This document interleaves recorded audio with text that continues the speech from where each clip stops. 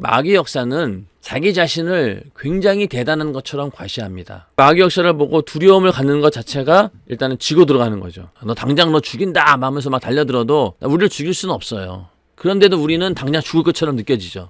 죽기를 무서워함으로 일생에 매여 종로를 탄다. 솔직한 얘기로 이 마귀 역사를 벗어나기만 하면은 참된 자유가 있고 별거 아닌데 계속 마귀 역사가 우리를 두렵게 하니까 해방될 수 있는 길이 있음에도 불구하고 그냥 주저앉아 버리는. 그러니까 사랑 안에 두려움이 없고 온전한 사랑이 두려움을 내어 쫓나니 두려움에는 형벌이 있음이랴. 두려워하는 자는 사랑 안에서 온전히 이루지 못하였느니라. 이 두려움이라고 하는 것이 마귀 역사가 주는 두려움. 그건 우리가 철저하게 이겨내야 됩니다. 자, 그 다음에 마귀 역사는 자신의 정체를 숨기며 역사한다. 불신자들에게는 어떻게 하느냐? 마음을 혼미시켜서 복음을 못 듣게 한다. 그리고 믿는 자들은 뭐냐면은 믿음으로 대적하지 못하도록 무력화시킵니다. 군인이 자기가 싸울 무기도 있고 충분히 그런 능력이 되는데 그런 능력이 없다라고 스스로 믿게 만들어서 자포자기하게 만들어서 아무것도 할 수 없는 그런 존재로 만든다는 얘기죠. 그리고 마귀 역사가 하는 공격 방법을 전혀 인식하지 못하게 만드는 겁니다. 아, 이게 마귀 역사인가? 이게 하나님의 역사 아니야? 헷갈리게 만드는 거예요. 근신하라, 깨어라. 정신 똑바로 차리고 바라보지 않고는 절대로 이길 수가 없습니다. 또 마귀가 역사하는 그런 전략적인 요충지들이 있어요. 제일 먼저는 생각입니다. 육신의 생각은 사망이요 영의 생각은 생명과 평안이니라. 이 생각이라고 하는 것이 얼마나 중요합니까? 모든 생각을 사로잡아 그리스도에게 복종케 하니. 그렇지 않고는 항상 이 생각을 통해서 마귀가 역사합니다. 생각을 집어넣고 그리고 그 생각을 통해서 감정을 흔들고 행동까지 하게 되는 것. 그 다음에 중요한 게 이제 마음이죠. 무릇 지킬 만한 것보다 더욱 내 마음을 지키라. 자, 이 마음 가운데는요 여러 가지 있어요. 분냄도 있고 쓴뿌리 같은 경우는 어떤 상처를 말합니다. 이것이 끊임없이 우리를 계속해서 악한 마귀가 역사하는 그런 요충지로 만들어버리는 거죠. 그런 마음의 상처가 있던 사람들, 자신이 왜 살아야 되는지 그런 비관할 수밖에 없는 그런 상황 가운데 있던 사람들도 복음을 듣고 하나님 말씀을 듣고 나는 정말로 존귀한 자였구나.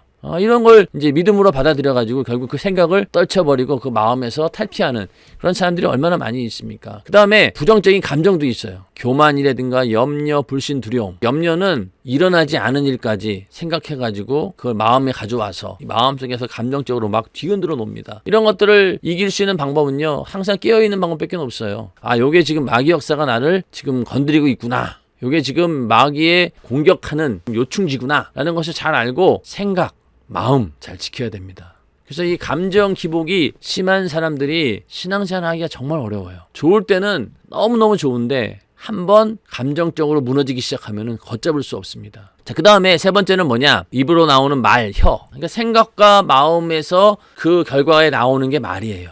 그러니까 생각이 부정적이면은 부정적인 말이 나오고 또 감정이 폭발하면 어떻습니까? 이 말로 막 폭언이 쏟아집니다. 사람은 입에서 나오는 열매로 하여 배가 부르게 되나니 곧 그 입술에서 나는 것으로 하여 만족하게 되느니라. 죽고 사는 것이 혀의 권세에 달렸나니 혀를 쓰기 좋아하는 자는 그 열매를 먹으리라. 사람과 사람 사이의 커뮤니케이션이 뭘로 이루어집니까? 말로 이루어지잖아요. 복음을 전해서 영혼을 살려내면 좋은데 내가 한 말 한마디가 그 사람에게 상처를 받아가지고 만약에 그 사람이 시험 들었다라고 하면은 그건 죽이는 거거든요. 여호와여 내 입 앞에 파수꾼을 세우시고 내 입술의 문을 지키소서. 입에서 나오는 것들은 마음에서 나오나니 이것이야말로 사람을 더럽게 하느니라. 생각과 마음이 있으면 이 말로 나오게 돼 있어요.